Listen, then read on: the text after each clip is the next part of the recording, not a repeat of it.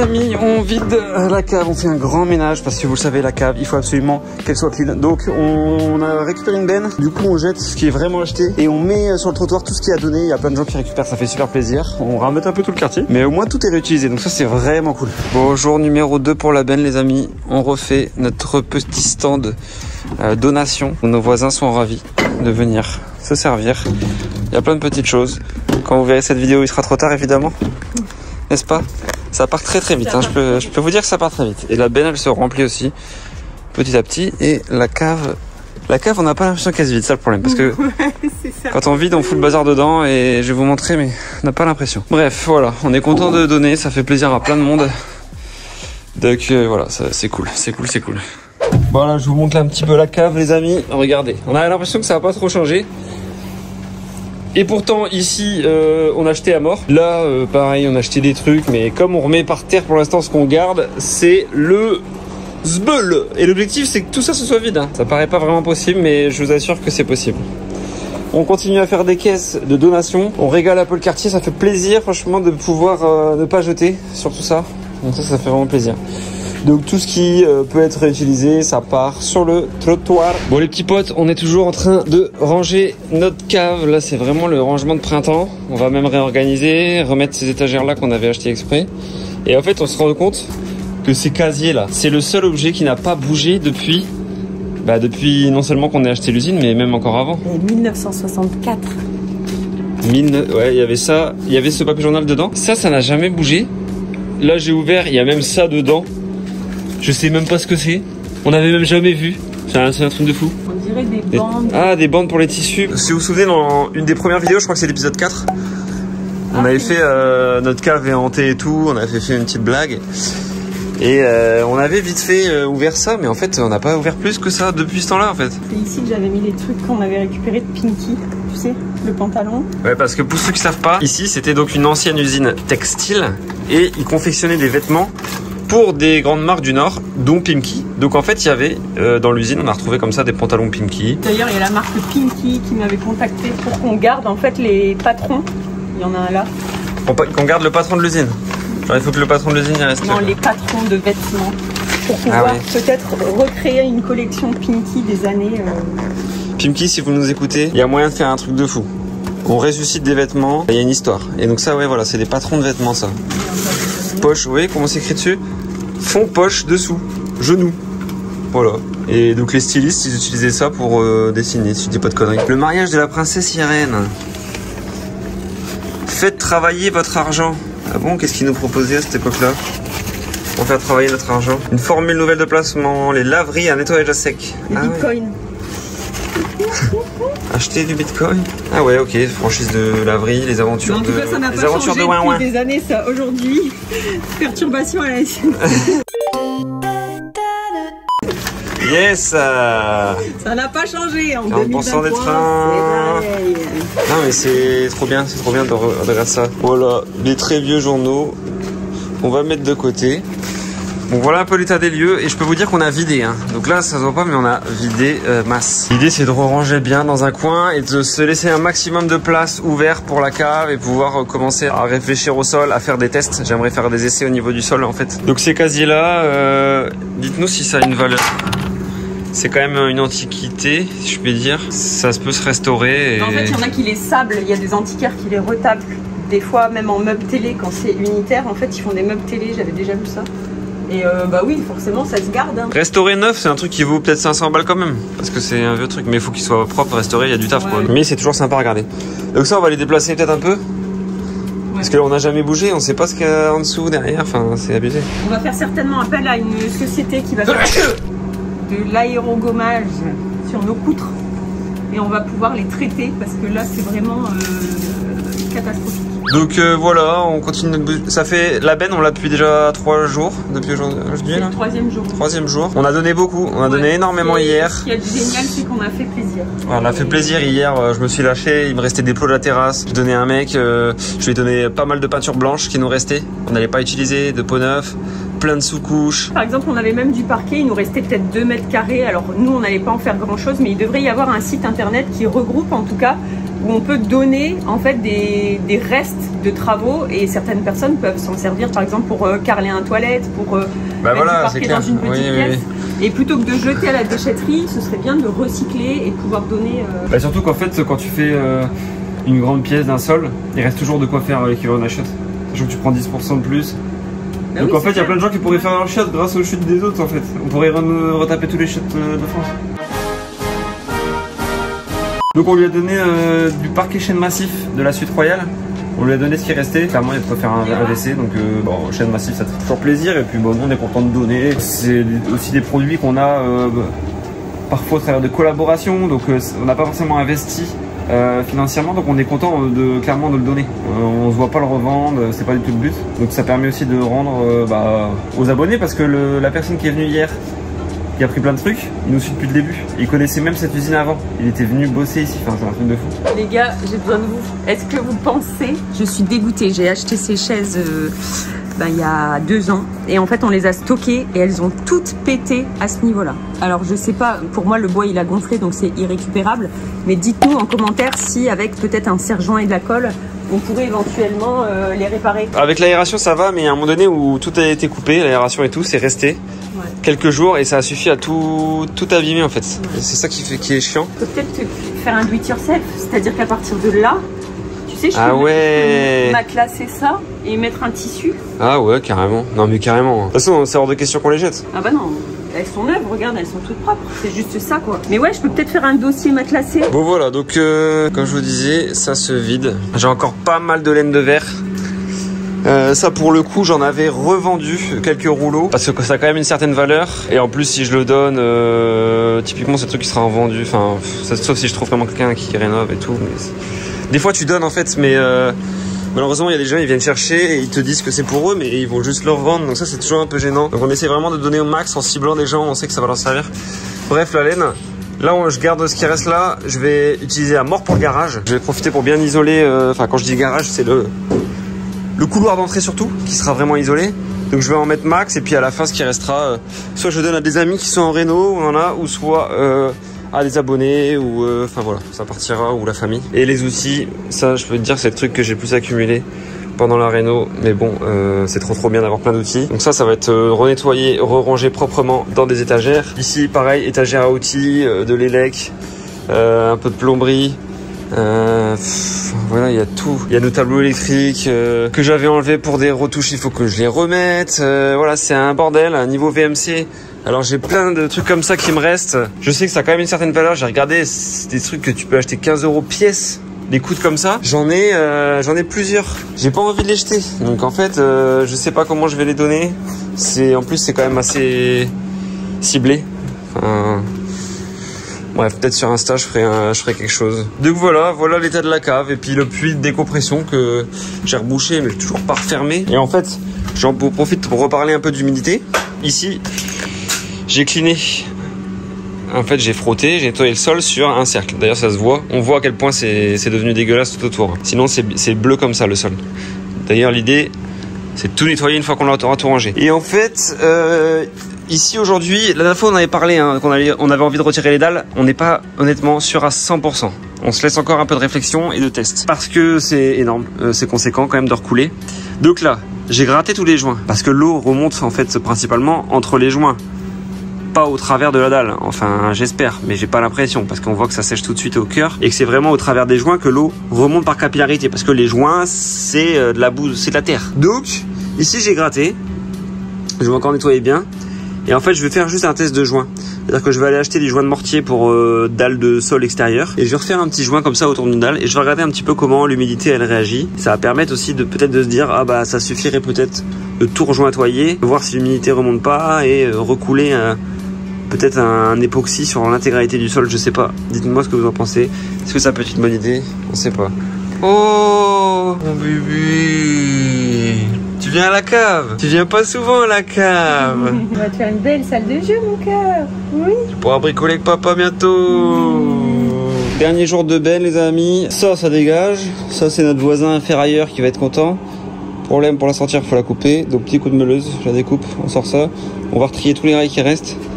Une partie servira pour le garage et c'est climat tropical.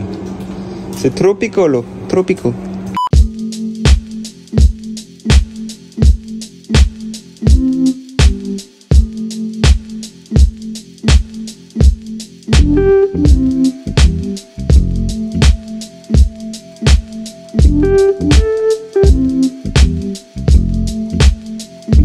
C'est assez incroyable. On met des trucs dans la benne. Le temps qu'on fasse un aller-retour, ils disparaissent et il n'y a personne. C'est trop bizarre. Bon, bah une bonne chose de faite. Toute cette zone, vous voyez comme elle est trempée. Il y avait des rails posés au sol et ben directement ça trempe tout. C'est un truc de dingue. Et c'est ça qui me rend le plus dingue en fait. C'est ça qui me rend le plus ouf. Parce que je me dis mais comment ça peut si vite s'humidifier en posant quelque chose au sol? Est-ce que c'est parce que la dalle en elle-même elle est humide ou est-ce que ça vient uniquement des joints? Et c'est vraiment ça ma question quoi.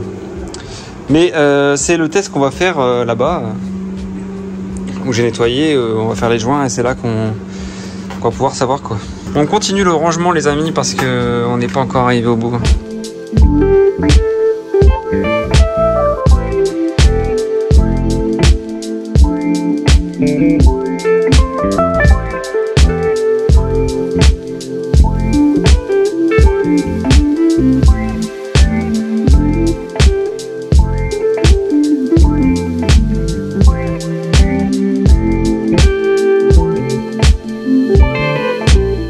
Bon ça y est les amis, on s'arrête pour aujourd'hui, ça a bien changé, voilà où on en est, l'entrée de la cave elle est là et on a libéré tout au maximum au milieu. On s'est fait vraiment un coin étagère propre sur le côté, il y a notre déco, les outils. Et la raccord.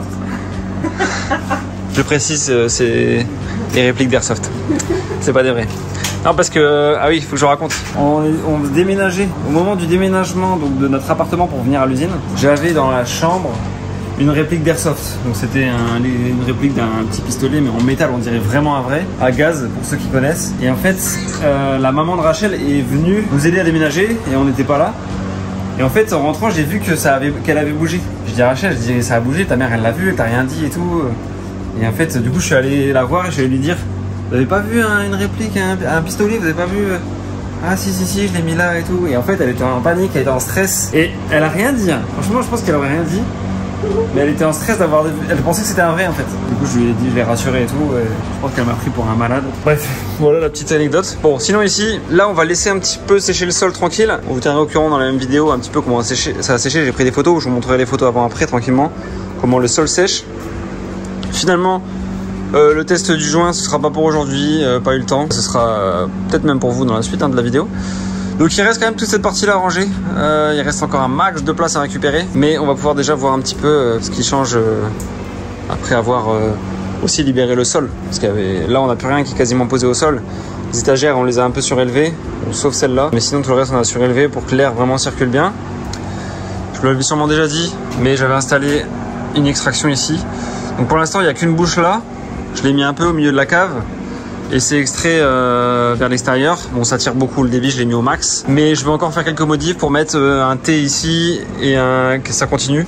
Pour que ça extrait l'air de manière régulière un peu partout dans la cave. Pas qu'il y ait un seul flux d'air qui se crée, que ce soit un peu homogène. Je lui ai dit de jeter cette boîte, d'accord, qui comportait effectivement notre trophée YouTube. Mais ça reste un carton. Il me dit non, c'est pas un carton, ça fait partie du trophée. Non. Non mais attendez, regardez. C'est le carton, ici il y avait le trophée. Pour moi ça fait partie du truc, c'est collector autant que le trophée. Genre on va acheter ça. C'est un carton d'emballage, c'est pas le trophée en lui-même. Moi, dites-moi dans les commentaires. Dis-moi dans les commentaires, vous auriez acheté? Absolument pas. Genre t'as ça, c'est écrit YouTube. C'est un goal, t'es trop content. Influence-les pas, c'est à eux de dire est-ce qu'ils le jetteraient ou pas. Mais je dis pour moi c'est déjà incroyable d'avoir réussi à avoir ça dans une vie quelque part. Bon bah c'est kiffant, donc on le garde. Voilà, je le donnerai à ma fille plus tard quand elle comprendra ce que c'est. Elle regardera Swan et Néo sur YouTube et elle verra mon trophée. Elle dira papa c'était Swan ou c'était Néo? Oh mais ta merde. Bon bref, sur ce... Ah non c'est mieux comme ça. Sur ce on vous laisse là-dessus. Et puis voilà, bisous.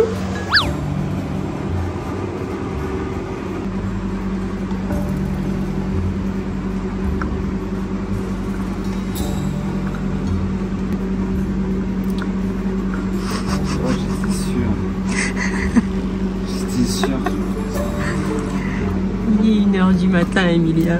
Qu'est-ce que tu fais? Viens te coucher. Je regarde mon drain. J'ai en train de me dire. Non, mais j'ai en train de me dire. On dirait que t'es dans un. Montre l'écran. On dirait que tu fais une colonoscopie. Oh. Non, mais je me disais en fait. Arrête de trop réfléchir en fait.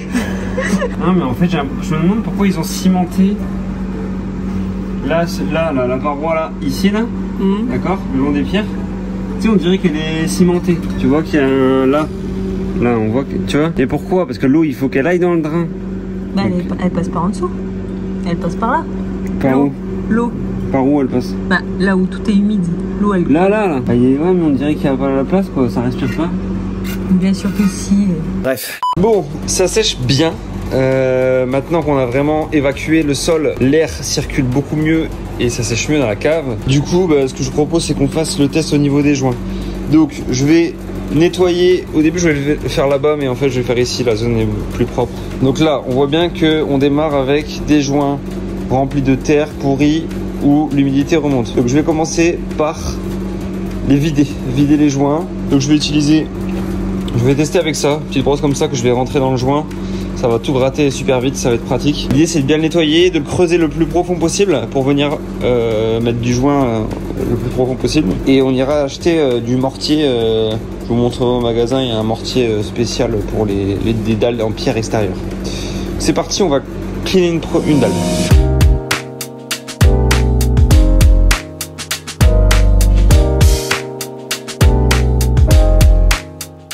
Bon alors, pour l'instant, la petite brosse métallique, ça fait très bien le taf pour enlever le début du joint quand c'est encore un peu dur et tout. Mais ça va pas profond, pas assez.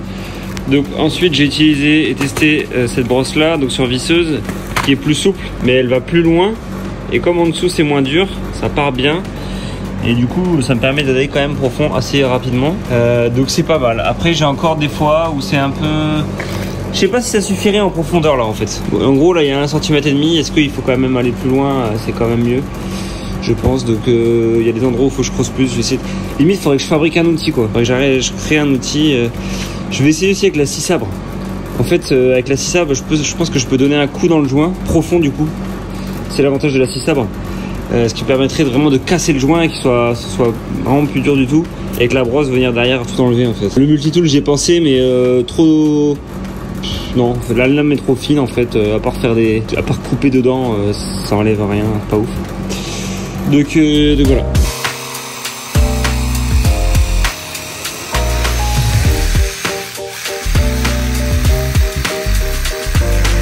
Bon, la scie sabre c'est pas mal.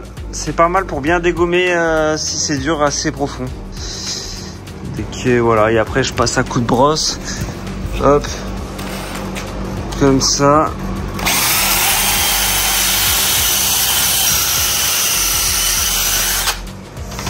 Voilà, et c'est pas trop mal, j'aimerais aller plus profond encore. On va voir, je continue d'expérimenter. Bon, faut que je vous raconte une anecdote, je peux pas vous cacher ça. C'est ridicule mais je pense que c'est quand même drôle. Donc j'étais là dans la cave là, donc j'étais au niveau des étagères hydroportatives et je cherchais d'autres outils pour continuer à creuser le joint avec d'autres techniques. Et j'entends un bruit d'eau, qui coule quand même en mode ruisseau quoi. Au niveau du mur du fond là. Je me dis vas-y, c'est trop bizarre ça. Donc je m'approche du mur et j'ai vraiment l'impression de l'entendre plus quand je suis ici le long du mur. Et je me dis merde, je cherche avec mon oreille et j'avance au fond là-bas dans le coin, j'entends encore plus, j'ai l'impression de plus entendre. Je dis merde, c'est quoi? Si ça se trouve c'est le voisin à côté, il y a une descente d'eau derrière le mur en briques et tout. Trop bizarre, ça se trouve c'est ça qui humidifie ma cave, j'en sais rien. Et je me rends compte que dans ma poche, tout simplement... Voilà, j'ai une vidéo YouTube de bruit de ruisseau qui tourne, qui m'a servi à endormir ma fille. Voilà, c'était dans ma poche, ça faisait un bruit d'eau, de ruisseau. Donc forcément, quand je me déplaçais, je l'entendais au moins pareil, mais dans ma tête plus. Voilà.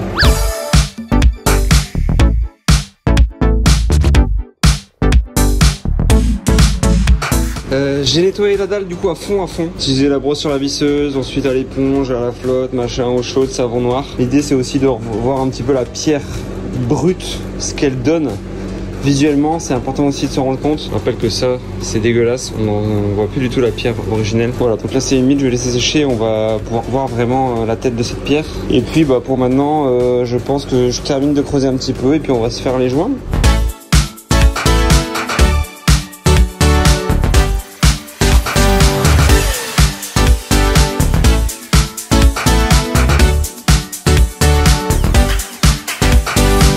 Bon, je vous avoue, une fois bien nettoyé et bien sec, la différence est ouf.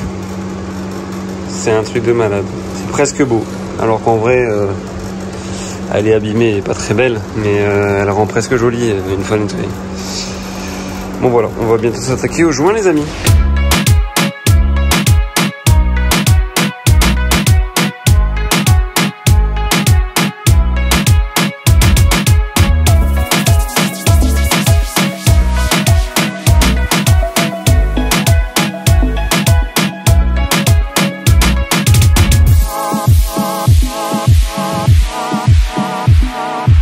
Bon, j'ai préparé mon petit joint les gars.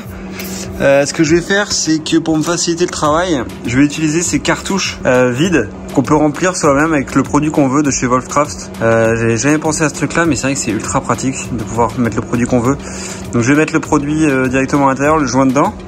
Comme ça je vais pouvoir vraiment vous avez compris.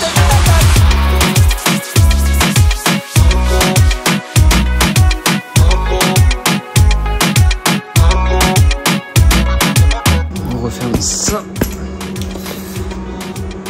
Hop les. On va couper ça.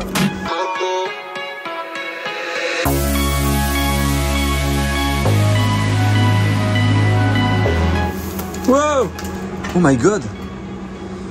Bon, le trou est un peu petit pour la matière. Je vais peut-être augmenter. Bon, je vais tester quand même comme ça. On y va. Bon allez, let's go les petits potes. On va tester. Donc c'est parti. Ouais bah nickel, ça coule tout seul. Waouh, ça marche bien. Donc là je vais vraiment aller mettre au fond en premier, au max. Je rappelle qu'on veut une barrière hydrofuge, hein. C'est un joint hydrofugé hein, évidemment. Donc vraiment dédié aux dalles en ardoise pour l'extérieur. Donc on y va. Allez.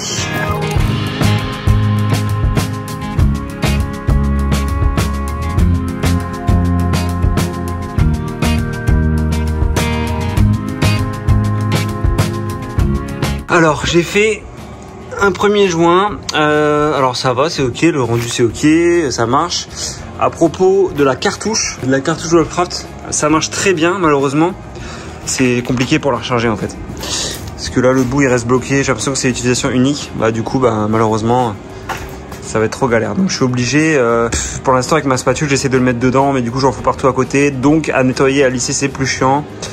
Donc je réfléchis si je peux avoir d'autres techniques. Peut-être utiliser un entonnoir, ça mériterait d'essayer. Je vais essayer. Alors, on est déjà mis à côté. Ça commence bien. Le truc c'est qu'après il faut appuyer. Et ça pour appuyer, je sais pas quoi prendre. Ouais bah écoutez, ça sort pas. Ça sort pas putain. Oh pas mal ça. Et voilà. Je crois que je me prends un peu le chou. À vouloir trop trouver des techniques. Allez let's go. On se fait celui-là.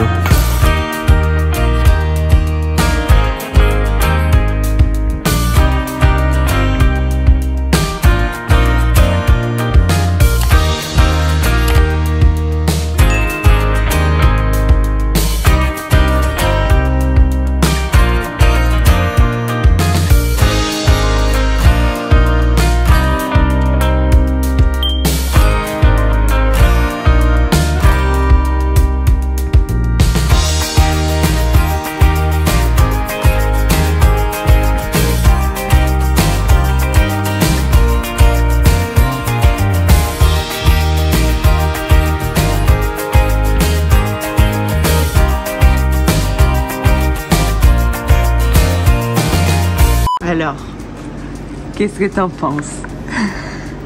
Oh, c'est encore loin d'être sec. Si vous saviez comme ça le perturbe cette cave. Il est la nuit et jour. Là, il vient de se réveiller. Je le retrouve dans sa cave. J'avais fait un petit sondage sur Instagram pour savoir ce que vous auriez fait, vous, pour ces dalles. En sachant que sur Insta, je vous avais dit qu'on voulait couler une résine par-dessus. Il y en a beaucoup qui disent c'est dommage, il faudrait garder les dalles et tout ça. Mais vous voyez ce que ça fait, en fait, c'est de l'ardoise. Donc c'est impossible à gérer au niveau du nettoyage. En fait, ça pète. C'est hyper fragile, c'est poreux. C'est vraiment pas un sol fait pour l'intérieur, quoi. Donc voilà la petite explication pourquoi on a envie de changer ce sol. Donc effectivement, on aurait préféré que quelqu'un le récupère. Sauf que si on enlève les dalles, on est dans une gadoue, pas possible. Et il y a un travail monstre derrière pour mettre des drains, pour recouler une dalle. Donc voilà, on essaie de trouver vraiment la solution la plus simple et la plus rapide quand même pour nous. Donc Emilien fait des tests. Voilà, voilà. Bon, et ben les amis, on est un bon nombre de jours après la pause du joint. Donc pour vous dire, là c'est vraiment sec normalement au max. Voilà ce que ça donne. Donc je vous fais quelques petits plans un petit peu voilà, de près. Je trouve que c'est assez positif dans le sens où on distingue plus de remontée d'humidité importante au niveau du joint. C'est à peu près stable, donc c'est pas mal. En vrai, c'est pas mal. Du coup, voilà, je suis intéressé d'avoir votre avis. Qu'est-ce que vous feriez à notre place? Est-ce que vous enlèveriez toutes les dalles pour recouler une nouvelle dalle? Mais là, c'est des travaux voilà, conséquents, financièrement et très fatigants. Ou est-ce que vous laisserez ce sol au risque de remonter peut-être d'humidité, mais peut-être en utilisant un revêtement qui pourrait tolérer peut-être cette humidité? Nous, on a pensé à un revêtement, vous savez, en EPDM, avec de la résine comme les aires de jeu pour enfants. Ça pourrait être pas mal. Donc au-dessus, évidemment, des dalles ici en pierre, en ayant refait les joints. Donc donnez-nous votre avis, c'est super intéressant. C'est quand même un gros enjeu parce qu'il n'y aura pas de retour arrière. Voilà, dans tous les cas, on a libéré pas mal de place dans cette cave. On va pouvoir commencer à travailler à peu près correctement. Ici, j'ai passé un coup de monobrosse sur les dalles qui sont redevenues bleues et ça, c'est plutôt cool. Ça change tout. On se retrouve très bientôt pour d'autres vidéos. En tout cas, merci d'être toujours là. Nous, le rythme est descendu, mais il faut savoir que ça fait 7 mois maintenant qu'on garde notre fille au quotidien. Elle vient tout juste de commencer la crèche, donc ça y est, on va commencer à avoir un peu de temps libre et pouvoir enfin reproduire un petit peu plus de contenu. Je vous précise ça quand même parce que ça arrive qu'on ait des remarques sur le fait que il y a de moins en moins de vidéos ou dans les vidéos il y a moins en moins de choses, de gros travaux. Mais bien la vie c'est comme ça, hein, il y a des étapes et on ne veut pas non plus sacrifier aussi le rôle de parent, il y a des moments clés. Donc voilà, on fait avec. Sachez qu'il y a aussi plein d'autres créateurs de contenu qui font du contenu incroyable, donc allez-y, allez consommer un peu partout, il y a des idées à prendre partout. Bonne semaine à tous, ciao.